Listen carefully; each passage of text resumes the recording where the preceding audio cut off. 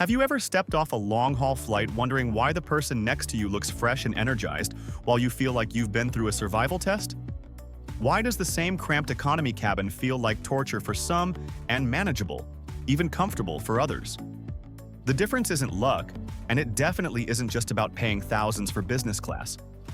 The truth is that the travelers who seem to glide through 12-hour flights know a set of small but powerful secrets, the kind airlines never advertise. And in 2025, with new tech, smarter strategies, and insider tricks, these hacks are more useful than ever. Today, I'm revealing 17 genius ways to survive long flights in economy and actually arrive ready to explore. And make sure you stick with me until the end, because my final tip will completely change the way you think about aisle seats. It all starts before you even board the plane. Most passengers accept whatever seat they're assigned, but the smart move is to hunt strategically. Tools like Seat Guru and Aerolopa let you see not just the seat map, but real passenger photos and warnings. Some seats don't recline, some are misaligned with windows, others are inches from smelly bathrooms or constantly lit galleys. And here's the insider part.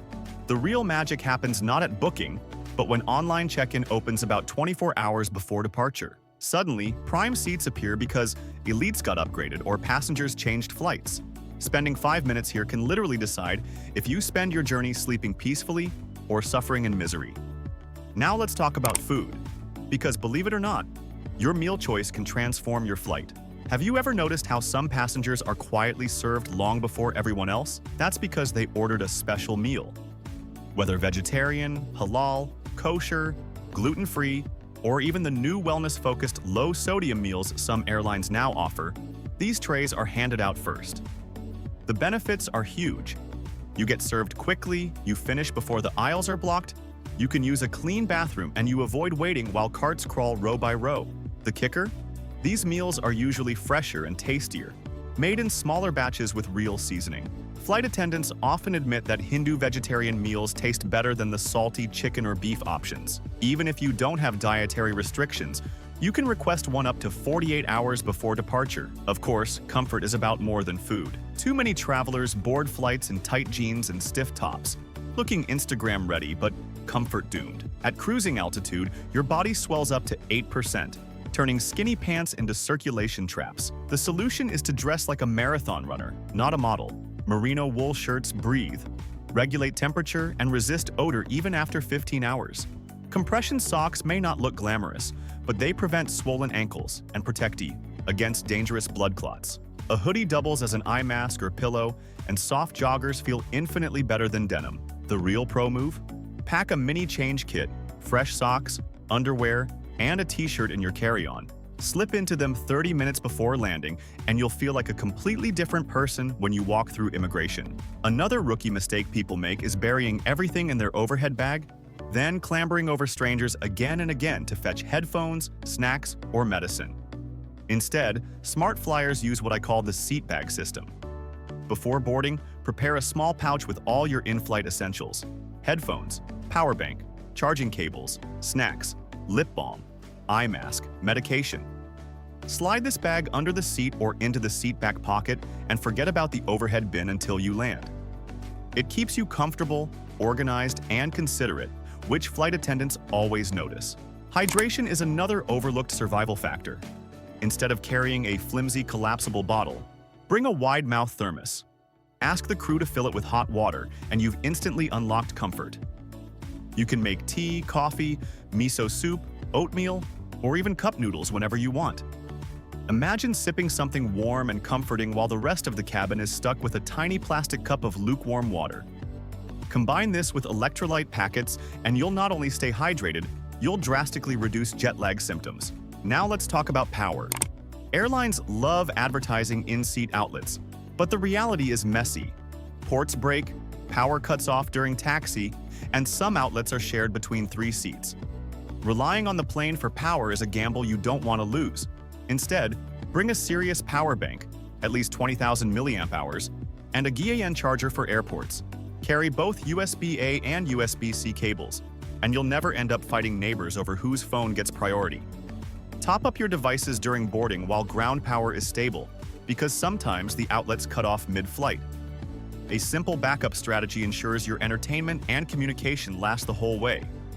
Health-wise, circulation is critical. Sitting still for hours causes your blood flow to slow, increasing the risk of swollen legs or even blood clots.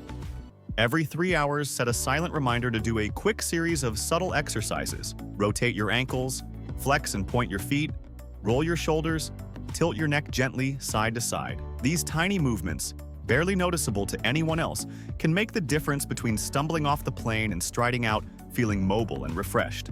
Flight attendants quietly do these all the time. It's their secret weapon against fatigue. Another hidden energy drain few people realize is cabin noise fatigue. The constant 85 decibel drone of jet engines forces your brain to work overtime, filtering out sound for hours. That's why you can sleep for 6 hours on a plane and still feel wrecked. The solution? Invest in quality noise-canceling headphones. In 2025, the best models not only cancel engine rumble, but automatically adjust to let important announcements through. They don't just improve sound, they reduce brain fatigue by up to 60%.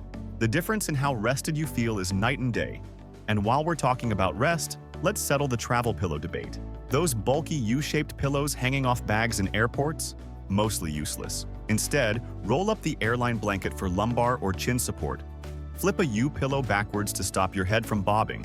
Or carry an inflatable footrest that weighs almost nothing but helps circulation enormously. The latest ergonomic designs like the Turtle Plus actually hold your head upright instead of just wrapping your neck. Comfort isn't about gear volume. It's about smart design. Now here's a seat hack most passengers overlook.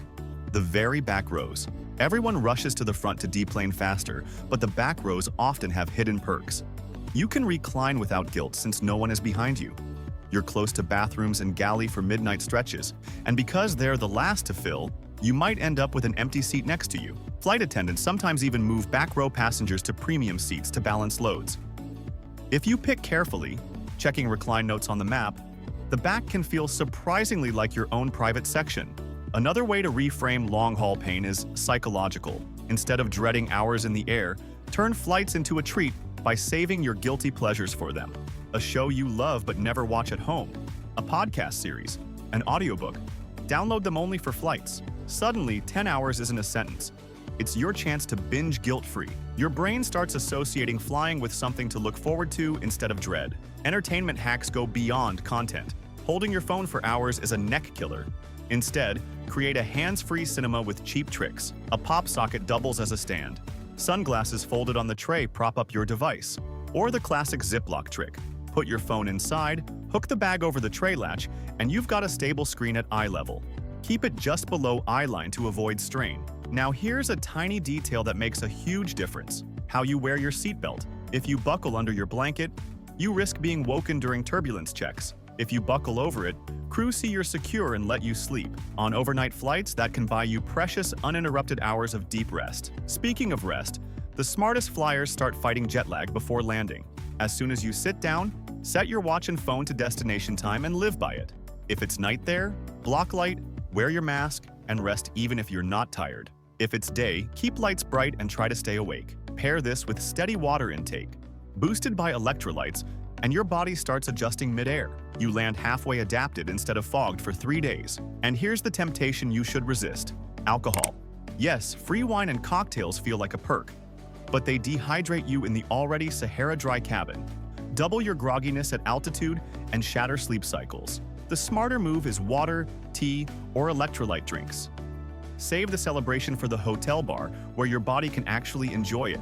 Finally, let's talk about the pre-landing reset. About 45 minutes before descent, head to the lav with a small refresh kit: toothbrush, toothpaste, face wipes, moisturizer, deodorant, lip balm. Flight attendants often add under-eye patches and face mist. These 5 minutes completely change your arrival. Instead of dragging yourself through immigration looking like you lost a fight with the seat cushion, you'll step out looking and feeling human again. And now, the tip that flips everything you've heard about seating. For years, travelers have sworn by outer aisle seats for freedom to move.